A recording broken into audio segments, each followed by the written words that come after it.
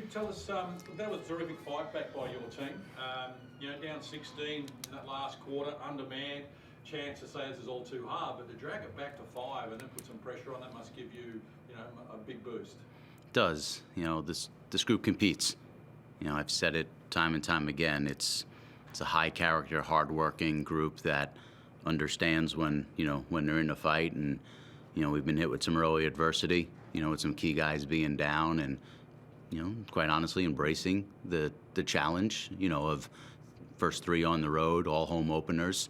There's no excuse. This is a reality, and if you don't come ready to play, you're gonna be in for a long night. So, I gave the guys a lot of credit on just their effort. I just thought it was that sequence to start the third. Just gave them just enough of a cushion that it's just hard to climb back from that. I'm just kind of looking back at their flows and the runs of the game. I mean, we win the second quarter and we win the fourth quarter, but just that they go 29-20 in the third, and just that little padding there, I just couldn't really overcome that. Tyrell was great again. It must give you a lot of confidence to know that he's there and producing what he is at the moment. I mean, 17 and 12. Yeah, well, he only had 8 shots, so we got to do a little better job of making sure the ball finds him, and I'll take responsibility, for that. And I just felt there were times where we lost our shape and our space a little bit offensively, and credit to Adelaide. I mean, they're going to be a force, and any game in the 80s is what both teams typically want. So we got to do a little better job, on the offensive end of just having a little more structure. I mean, we want to play fast and we want to play with pace. Can't do it all the time. So, we need to clean up a few things offensively.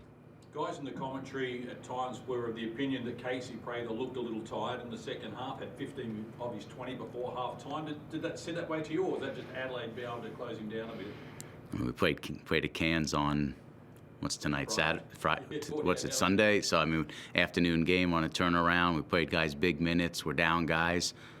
I mean, he won't say he's tired, but, yeah, I'm sure, it's... And, again, the compete is there. Those are good looks. We're trusting the bench some, like Lamar came in and gave us good minutes. Tristan Devers came in and gave us good minutes. So, just didn't have enough to kind of close it there at the end. And one guy has half their points. He's a monster.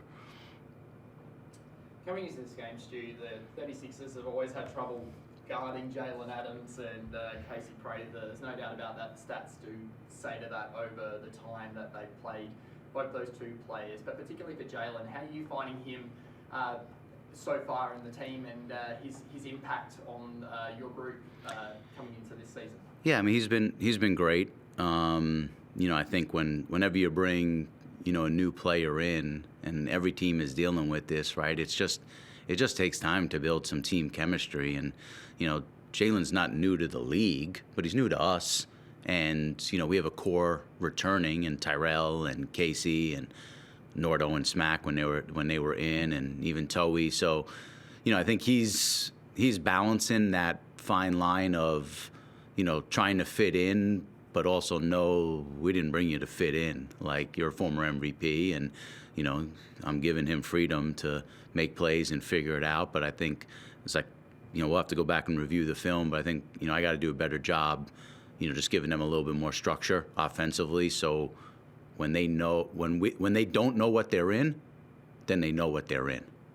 And I think that's kind of the next step for us, offensively. I mean, defensively, again, you hold a team under 90 in this league, you're typically happy, and they score 87, one guy has 40. Like, it's I'm not sure what to really say about that.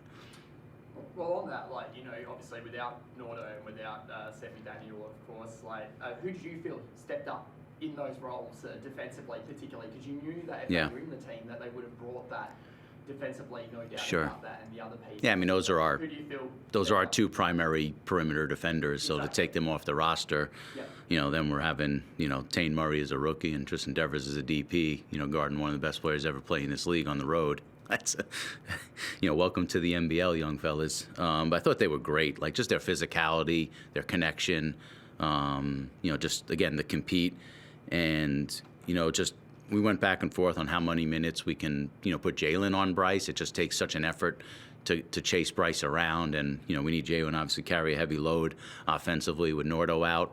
So we kind of tried to save that, for the fourth quarter. You just got to make the guy work. Shout out to Dukas. I thought he did a great job on DJ. Just making it really tough on him and getting up and being physical. So all in all, still, a lot of positives to take from this. I think we're learning and coming together as a group, and we get to go home now for our home opener. I know our guys are really excited about that. And just quickly, like last year, the Bullets it was difficult looking after the ball for Brisbane last season. You only had the 15 turnovers in this game, though. Is that something that you're sort of looking at as a bit of a marker as to how much you're taking care of the basketball this season, particularly with, like we see all the guards out there in the league this season? Yeah, 15 is still too much, and they get 12 points off those turnovers. Our marker is 20 assists and 10 turnovers. So we're 19 and 15, and a couple of those are slippery, bobbling ones. Jalen's a savant with the ball, so and he has 4. I just think there were times where we just lost our shape a little bit offensively and put ourselves in some tough positions. So I like that number to come down. Again, we target 20 assists, under 10 turnovers, and 10 steals. So we're at 6 steals. So like activity-wise, it's hard, but obviously Bryce has really high usage and balls in his hands quite a bit. You mentioned Tane Murray's defense. He's a rookie. He had the opportunity to step into that starting 5. Were you happy? It doesn't show on the box score, but were you happy with his input? Very much. Tane's an elite shooter and a really high basketball IQ player. And in the last 2 games, we were saying guard Jack McVay and Bryce Cotton. So, it's, I don't want to say a little different than the role we envisioned for him when we signed him. So, all I can ask for is like that compete and that effort. And, it's a great learning experience for him. He's going to be a player in this league for a long time, and, couldn't be happy with him and TD's effort, on Bryce. And Stu, I know you've been around the league for a few years, but in the hot seat, 3 games in 10 days. What's been your biggest takeaways from the 3 games? Yeah, it's a good question. I just how competitive the league is. The scouts, the prep. I know it's early, and most coaches will probably say like it takes about a good 5 to 7 games to really get an understanding of like who your team is, and you don't want to focus on the record maybe so much, and training camps choppy, preseason guys are in and out. Sometimes imports don't come over right away. There's FIBA windows. It's a little different than what I'm used to in the NBA, and actually talked to Mike about that, and just there's some challenges there on like getting everybody together and building that chemistry, so I'm more focused on like, are we playing hard? Are we playing the right way? Are we coming together as a group? And if you're in our building, we're pulling in the right direction. So, we're a layup away from being 2-1, and we're Bryce Cotton going nuclear away from being 3-0. So I feel, overall I feel good, and we came out of this game healthy, and excited to get home and get in front of our fans. And just finally from me, haven't played finals since 2019. So after the 3 games, all single-digit results, one way or the other. What does that give you in terms of your perspective for the remainder of the season? Yeah, it's important. If you're going to lose a game, you certainly don't want to get blown out. Like the percentage points really matter, and we were knocking at the door over the last 2 years. Finished I think 7th and maybe 8th, but like really not by much percentage points. And we had some early losses in the season, by big deficits that, you just got to stay in games, right? And what I was trying to do tonight is like give some guys some minutes from the bench, try to preserve the starters, and if we can make a run like early in the 4th, ride those guys to try to close the game. And, we really were close on that, stuck to the plan, and, again, the guys to fight, we could have packed that in, and like, looked at just getting home and getting out of here. So again, credit to the guys that, were out there, and it's a resilient group. If there's no more questions from in the room, Chris Blackpool. Yeah, I'll just be quick, Stu. You've touched on this, a little bit already, but If I told you by the time you got here this afternoon that you'd be playing without Mitch and Sam and Javon and playing a team in their home opener, you would have thought I was playing a cruel prank on you. But the fight that your group showed must give you a lot of heart. And to win the possession game, to keep fighting to the end, you take a lot of heart out of just the fight that they showed. Yeah, of course. I mean, that's the foundation of who we're trying to be. You know, is to have a competitive spirit. We don't complain. We don't make excuses. Play anyone, anywhere, anytime.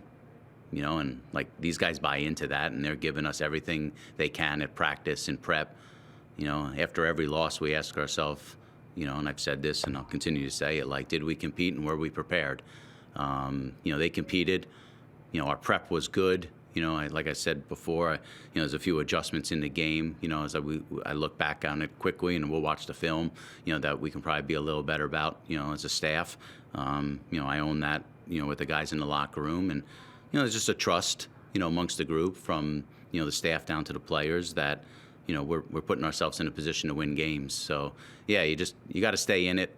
That's the biggest thing. You can't let these games get away from you and have you know large deficit losses. That's probably the biggest, you know, takeaway is, you know, we're in it. And again, I just couldn't be happier with the effort. You know, it's a tough building to play in. My first time here. You know, respect to Mike and Matt West and everything that they do here. It's a great environment, and you know, looking forward to coming back. And what about this week? How much of a natural, you know, lift and a boost do you think it's going to give everybody to look forward to that first home game on Saturday? Yeah, I mean, you always want to play in front of your fans, you know, and like, independent of just the travel, just the energy you get. And, you know, we got a lot of guys that have young kids and families, and, you know, we haven't been around them, myself included, you know, a lot over the last 2 weeks. So, you know, to be able to get around them and, you know, just feel that energy. Our fans are great. I know they're chopping at the bits to get into the Brisbane Entertainment Center, you know, fill that house and give us that necessary energy we need. Yeah, definitely. I think everybody's looking at having a week of practice at home and not get on a flight. Thanks, Joe. All the questions? Easy. Thank you very much, Stu.